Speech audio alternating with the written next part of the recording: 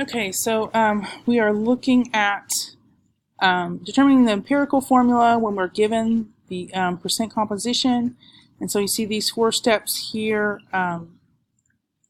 Just like I said before, the 4 steps. The first step is percent mass. That's what they're saying, convert percent composition to masses of elements by assuming a 100-gram sample of a compound. Then convert the elements' masses to moles using molar mass. That's what we talk about when we go from mass to moles. And then divide each number of moles by the smallest number, so that's divide by small. And then number 4, if necessary, multiply by an integer to give the smallest whole number ratio of the subscripts, and that's the part where we multiply till whole. So here, if we look at the example here in our textbook, example 3.12, we're looking at determining the empirical formula for a gas that has 27.29% carbon and 72.71% oxygen. And so what is the empirical formula for the gas? So what we do is go through the 4 steps like we did before. So try this over here. Alright, so if we look here, here are our percentages for carbon and oxygen.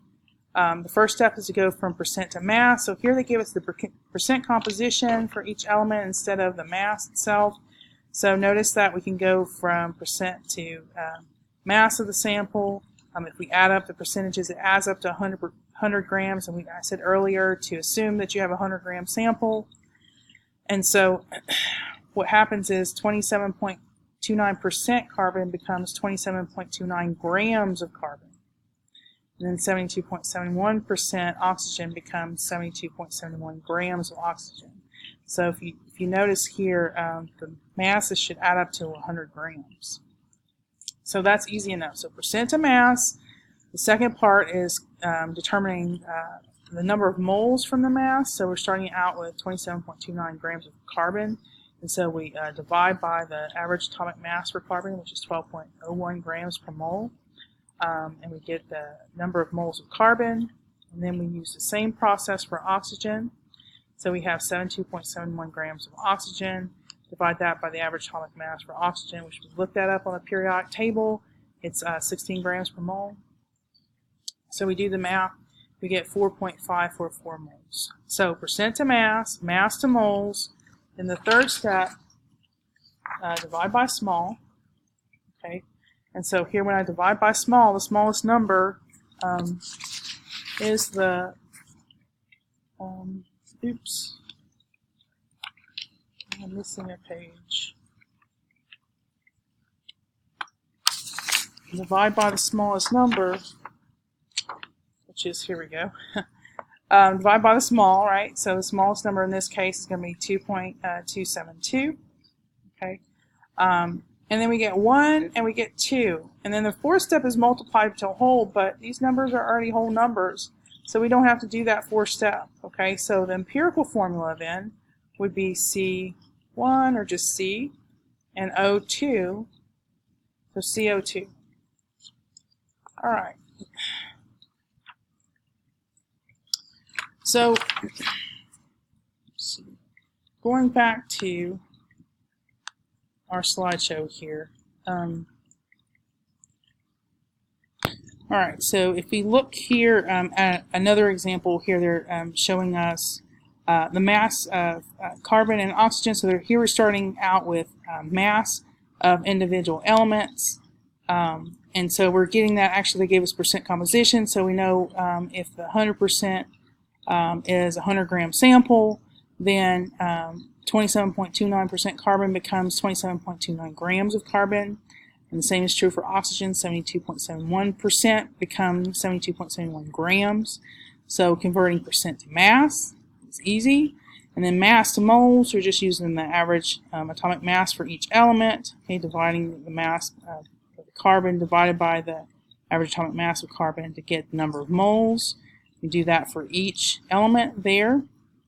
And then the third step is divide by the smallest number of moles, and so you see we have 2.272 moles for carbon and 4.544 moles for oxygen. We're going to divide it by the 2.272 to get a ratio of 1 and 2. Okay, and then multiplying to a whole is not necessary because we already have whole numbers here. All right, so the next example I want to show you, it's basically determining the molecular formula from the empirical formula. So we go through the same process as we've done before mathematically, but there's a final step there, and you have to basically compare the molar masses of for the molecular formula to that of the empirical formula. Okay, so that's what this formula is showing you here. It says a compound's molecular formula can be determined from its empirical formula and its molecular or molar mass. It's going to give you some value n. N is going to be a whole number. It's going to be an integer. It's going to tell you what factor difference you have from empirical versus molecular formula. Now, if you have, like in the case of like H2O, its empirical and molecular formula are the same, the n value is going to be 1. Okay, but sometimes it could be 2 or 3 or 4. It could be any integer. So what we have to do is we have to figure out the molar mass for the molecular formula, and then the empirical formula, and then divide to get the factor difference, so that way we can figure out what the molecular formula actually is. So your problem will probably usually gives you your molecular formula mass directly or indirectly, and so we're going to do a problem where it shows you that. I think this here, your slideshow here is showing you an example of when you're trying to figure out the n value for the difference in the factor difference between your empirical and molecular formula. So here it says a compound has an empirical formula of CH2O. So what you would have to do in that case is figure out your formula mass for CH2O by adding up the individual masses, just like you do with molar mass, same idea. Of course, we're talking about here the formula mass, so it's in AMUs and not grams per mole, but this process, of course, is the same. And then figure out the molar mass of for the molecular formula, and a lot of times that will be given information. And so then you just compare the two, the molar mass of the molecular formula compared to that of the empirical, and you get a factor of 6. So what that means is the empirical formula is, or the superior formula needs to be multiplied by 6, or you can say the molecular formula, it has a factor of 6 difference from the empirical formula. And we talk about the factor difference being the values for the subscripts. So here you see CH2O is the empirical formula. The molecular formula is 6 times that, or C6H12O6. Okay, and so that's its molecular formula. So that's how you figure out the molecular formula from the empirical formula. Okay, it's all about finding the molecular mass or molar mass of the compound. So let's go ahead and do an example here. So we have an example 3.13, and it gives us it says nicotine is an alkaloid in the nightshade family of plants that is mainly responsible for the addictive nature of cigarettes. It contains 47.02% carbon, 8.710% hydrogen, and 17.27% nitrogen. If 40.57 grams of nicotine contains 0.25 moles of nicotine, what is the molecular formula? So here we're trying to find the molecular formula, but of course we need to find the empirical formula first. Okay, so what we're going to do, we're going to look at this problem like it's just an empirical formula problem. So we list the percent compositions for carbon, hydrogen, and nitrogen. The question is, what is the molecular formula? So the first step is to go from percent to mass. So notice my percentages, they all add up to 100%. And so writing the percent to mass is easy. It doesn't involve a calculation. It's just rewriting and leaving off the percentage units and writing grams instead. So the next step is mass to moles. So here you have the mass of carbon. You can, using the average atomic mass of carbon, to convert that to moles of carbon. Okay, and you do the same process for hydrogen, just like we did before. Mass of hydrogen divided by average atomic mass for hydrogen, you get the number of moles. And then for nitrogen, same process here. You get the number of moles. The third step is to divide by the smallest number. And so here, for our elements, we have a number of moles, okay, and then the smallest number out of this data set is 1.233. So we divide each number by 1.233. And in this case, we get whole numbers. Okay, we get 5, 7, and 1. So what that means is we don't have to multiply till whole, the fourth step. Okay, so our empirical formula then is going to be C5, H7, N. Okay, so the question was, what is the molecular formula? So first thing we need to do is figure out the mass of the empirical formula. So here's its formula, and we figure out the molar mass of the empirical formula. Okay, just like we did before, multiplying the number of atoms for each element times its average atomic mass off the periodic table. Okay, and we get our molar mass for our compound. Okay, that's our empirical formula. All right, so here's the empirical formula molar mass right there. All right, so it said earlier that if you have 0.25 moles, that's basically 40.57 grams of nicotine. So if you remember with molar mass, it's grams per 1 mole. Okay, grams per mole means 1 mole. So if we have 0.25 moles, we need to figure out the mass in 1 whole mole. So if I multiply 4 times the mass they gave me, that's going to give me the mass per mole. And so that is 162.25 grams per mole. So now to figure out my N value, I just do like what I said before, take the mass of the molecular formula, which is this, divided by the empirical formula mass, which we figured out earlier. And our N value is 2. So that means our molecular formula is 2 times that of our empirical formula. So here's our empirical formula. So if we multiply each subscript by 2, we get C 5 times 2, which is 10, H 7 times 2, which is 14, N 1 times 2, which is 2. So our molecular formula would be C10, H14, N2. So our next section here in Chapter 3 is dealing with molarity. Okay, and so you guys should be a little bit familiar with molarity because you're doing labs, and for example, the last week when we did our lab, if you remember, we used nitric acid, okay, and hydrochloric acid, and you probably noticed that you had something like maybe something like this, okay. So you know HCl is hydrochloric acid. That capital M stands for it symbolizes, we refer to it as, well, this is 1 molar. Okay, 1 molar hydrochloric acid is how we would describe it. But M is an abbreviation for molarity, and that is a function of concentration.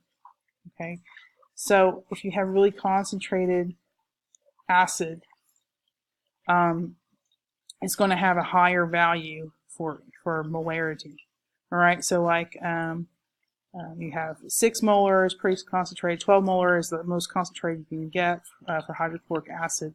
And so here we were using, I think we were using 1 molar, and I think you might have had 6, the acids that were smoking, I think were 6 molar nitric acid or hydrochloric acid. So the capital M means molarity, so we're going to learn about that. And so molarity is most common used indicator of concentration in the lab. So always use molarity, and there's different types of representations of concentration other than molarity, but molarity is the most commonly used in the lab. So it says describe the fundamental properties of solutions, calculate solution concentrations using molarity, perform dilution calculations using the dilution equation. So the math we're about to learn, to me, is most important math, because as a scientist I had to calculate molarity all the time in order to make solutions, in order to do experiments. And so whether you're going into chemistry or biology, it's really important to learn this stuff, because this is the math types of math calculations you're going to be doing on a daily basis. So it says, in this preceding sections we focused on the composition of pure substances. However, mixtures, samples of matter containing 2 or more substances physically combined, are more commonly encountered in nature and than are pure substances. Okay, so when you when you go out in the lab or even in nature, you're not going to, you're not going to find a pure substance usually. It's usually a mixture of different things. So similar to a pure substance, the relative composition of a mixture plays an important role in determining its properties.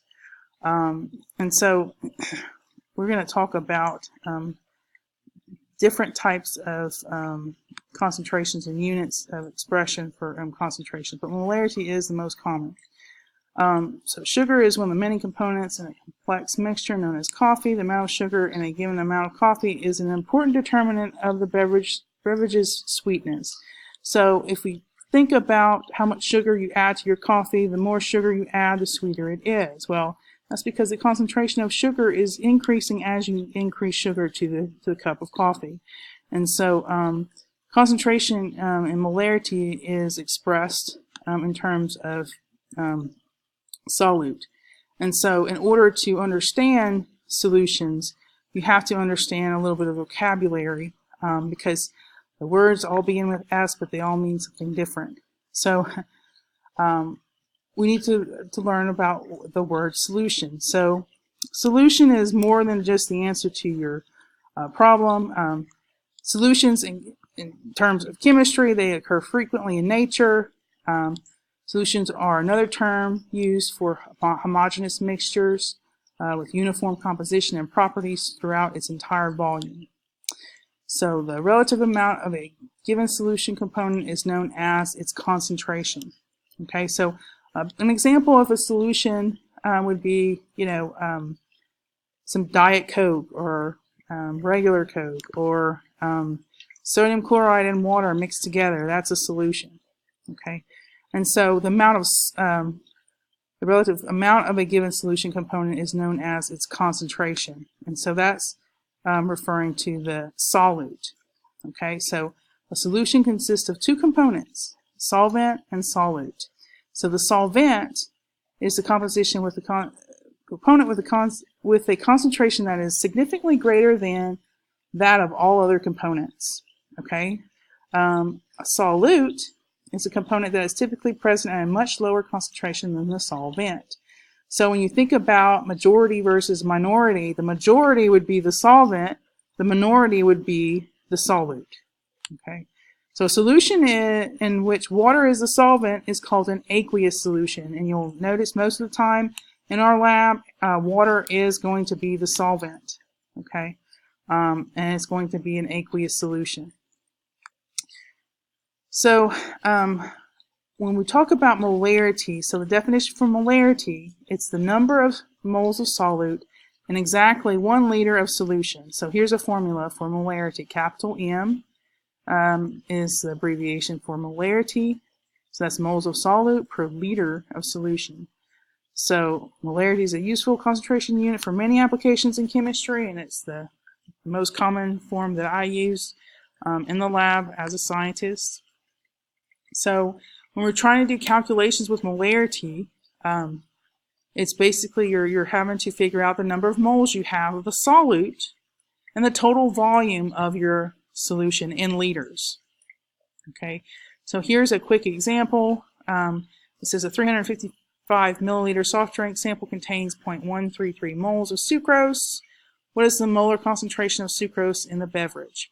So because molarity is moles of solute per liter of solution, so it gave you the moles, they gave you the volume in milliliters. You have to convert that to liters. So you can convert milliliters to liters by just dividing by 1,000 or moving the decimal place 3 places to the left. Okay, so after you convert, it'll be 0.355 liters. Okay, so 0.133 moles divided by 0.355 liters, and that's 0.375, capital M. We'll refer to that as molar, 0.375 molar of sugar or sucrose.